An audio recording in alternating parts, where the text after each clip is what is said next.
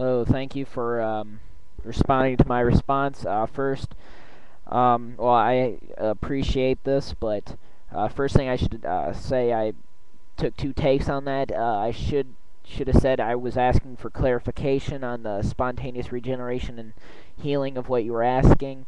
My point is that there's never been a case, and I'm sure that, and you said that God was like answering their other prayers, or I believe you said that. If I'm wrong, please correct me, but I believe you said that. But there's never been a case, and I'm sure there has been one person that's prayed for just a limb back, and he's had people praying for that, and that's what it says in the Bible that it should.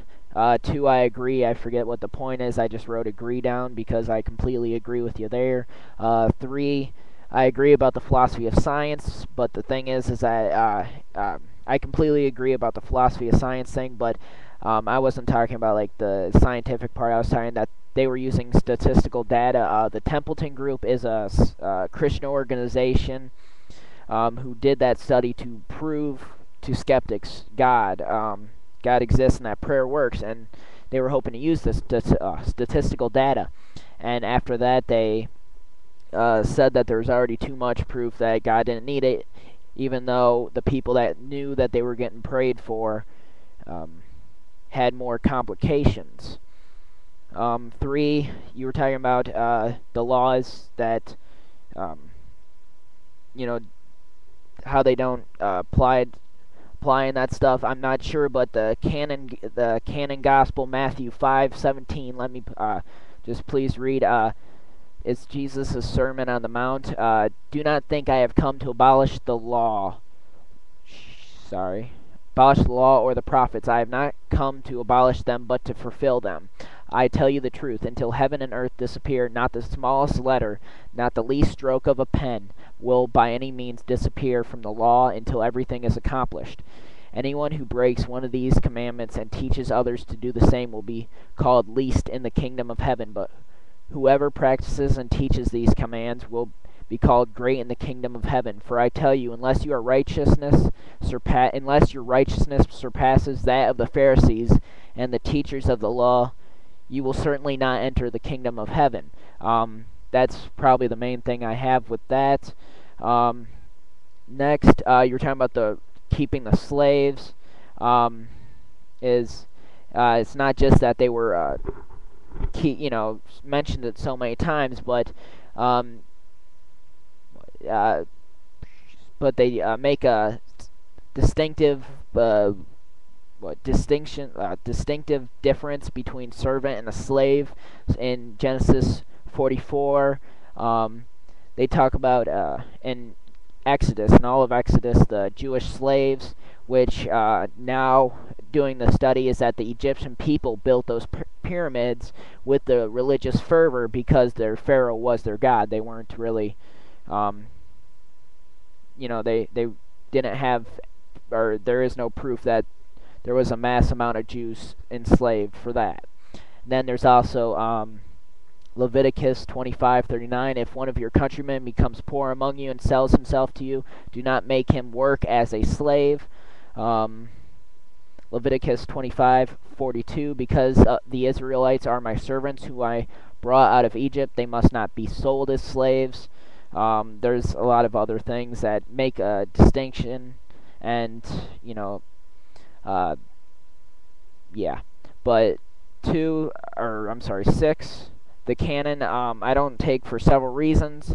One, they were put together for partly political reasons, and then there are parts that brought doubt into my mind of the divinity of Jesus.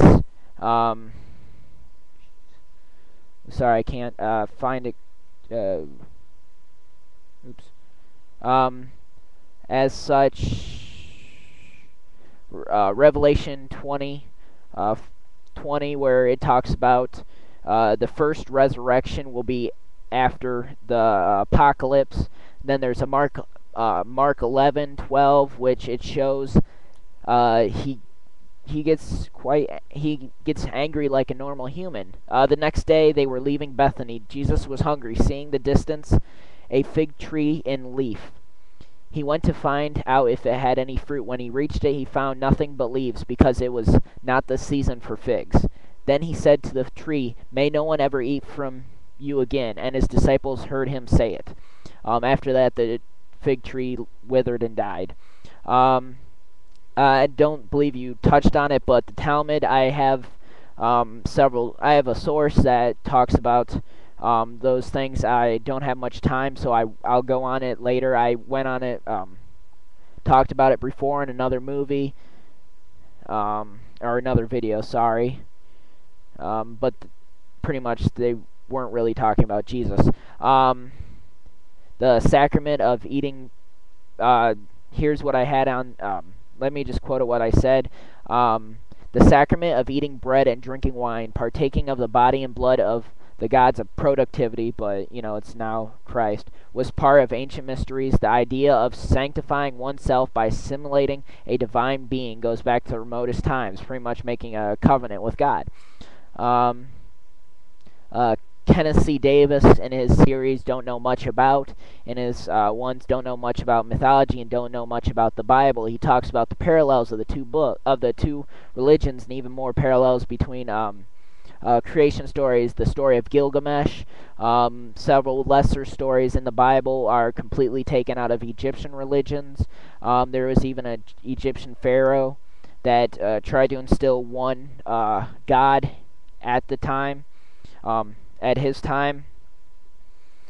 And then 9, I'll try to get this. Sorry, I'm starting to lose my voice. One sec.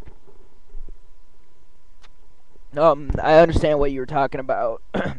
Understanding what you talked about, I was just asking to see it for myself. The website you're talking about, but what you read, it sounds like he's talking about just religion in general, not Christians. But hey, thank you for responding, and I hope to hear from you again later.